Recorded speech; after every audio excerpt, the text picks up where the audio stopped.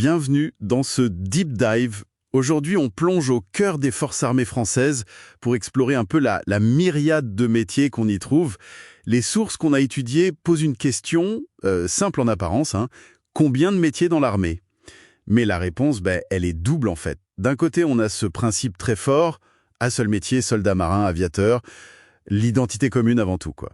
Mais si on gratte un peu, on découvre une diversité assez incroyable. L'armée de terre, c'est plus de 100 spécialités. Oui, L'armée de l'air et de l'espace, plus de 50 métiers.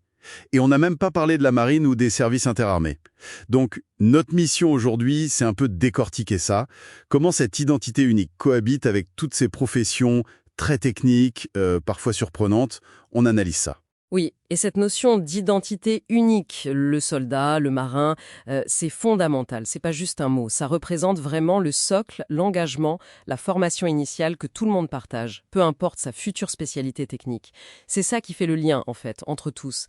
L'appartenance à une institution, une mission commune avant la fonction précise. Alors justement, allons voir cette diversité. L'armée de terre, par exemple. Bon, on pense combat, infanterie, blindés, des mineurs. L'image classique. Voilà.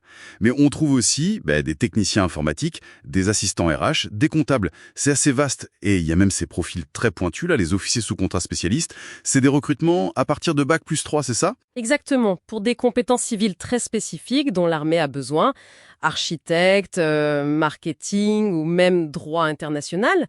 Ça montre bien que l'armée de terre, c'est une organisation immense, une très grosse structure. Elle a besoin d'énormément de compétences différentes pour fonctionner. La logistique, la gestion, l'ingénierie, tout ce qui permet aux forces sur le terrain d'opérer. C'est une nécessité, en fait. Une nécessité opérationnelle, tout à fait. Et si on regarde la marine nationale, c'est un peu le même constat, j'imagine. On pense matelot, fusilier marin. Oui, mais là aussi. C'est beaucoup plus large.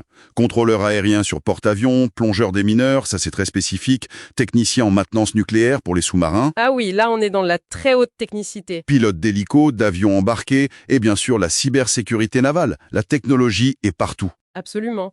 Et cette expertise, elle est déployée sur des plateformes très variées. Les bateaux, les sous-marins, les avions, mais aussi à terre, dans les bases. La complexité des systèmes d'armes aujourd'hui ou des opérations sous-marines, ça demande des qualifications très élevées, une maintenance constante. C'est énorme. Et cette logique, on la retrouve aussi pour l'armée de l'air et de l'espace. Ce n'est pas que les pilotes de chasse, loin de là. Non, bien sûr que non. Il y a les pilotes de drones maintenant, les commandos parachutistes, les maîtres chiens pour la sécurité des bases, et puis tout le soutien derrière. Mécaniciens aéronautiques, techniciens LADAR, de communication, développeurs informatiques pour les systèmes de mission, et même, ça peut paraître étonnant, des métiers de l'hôtellerie-restauration sur les bases aériennes. Les pièces, c'est un vrai écosystème. Un travail d'équipe énorme. Totalement. Et il ne faut pas oublier les services interarmés, ces services transversaux. Le service de santé, le SSA, médecins, infirmiers, pharmaciens.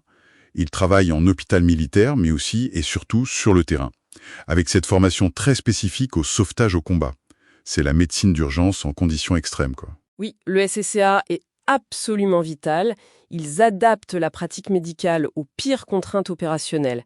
Et à côté, on a le service du commissariat des armées, le SCA. On pourrait dire que c'est un peu le grand service administratif et logistique. On y trouve des acheteurs publics, des juristes spécialisés droit des conflits armés, par exemple, des experts en logistique pétrolière, alimentaire, des gestionnaires RH. C'est eux qui assurent que tout fonctionne sur le plan administratif, financier et dans le respect du droit. D'accord. Un point qui ressort aussi très clairement des sources, c'est que beaucoup de ces métiers militaires ont un équivalent direct dans le civil. Ah oui, très clairement. Technicien de maintenance aéro, développeur web, assistant RH, pharmacien, acheteur, la liste est longue en fait. Exactement. La transférabilité des compétences, c'est une réalité. L'armée utilise des savoir-faire techniques qu'on trouve dans le civil, mais elle les applique dans un contexte très particulier. Et cette expérience militaire, avec la rigueur, la discipline, l'adaptation à des situations de crise, ça donne une vraie valeur ajoutée à ces compétences. Alors, si on essaie de synthétiser un peu tout ça, qu'est-ce qu'on retient? Que l'armée française, finalement, c'est tout sauf monolithique, c'est un univers professionnel d'une richesse assez folle, des centaines de spécialités, du combat pur et dur à la high-tech de pointe, en passant par tout le soutien logistique, administratif, médical. C'est un employeur majeur, avec des besoins très très variés. Oui, la conclusion principale, ce n'est pas tant un chiffre exact difficile à donner, d'ailleurs, car les appellations changent un peu entre les armées, mais c'est vraiment l'étendue des possibilités de carrière. L'armée offre un parcours qui combine une identité forte, celle du militaire, avec une spécialisation technique ou managériale vraiment poussée. Et ces compétences, elles sont non seulement cruciales pour la défense, mais elles sont souvent très valorisables dans le civil après. Et puis, il faut voir que les besoins évoluent constamment, avec les nouvelles technologies, le cyber, l'IA, les drones. Ça bouge tout le temps. Oui, ça ouvre pas mal de perspectives. Et ça nous laisse peut-être avec une dernière question, une réflexion pour nos auditeurs. Si toutes ces compétences techniques sont si variées, si souvent transférables aux civils, comment est-ce que le fait de les avoir exercées dans ce cadre si particulier de l'armée, la discipline, la hiérarchie, la pression des opérations, comment ça façonne fondamentalement l'approche d'un pro par rapport à son collègue resté dans le civil? C'est une excellente question. Une piste à creuser. Et voilà, c'est la fin de ce deep dive.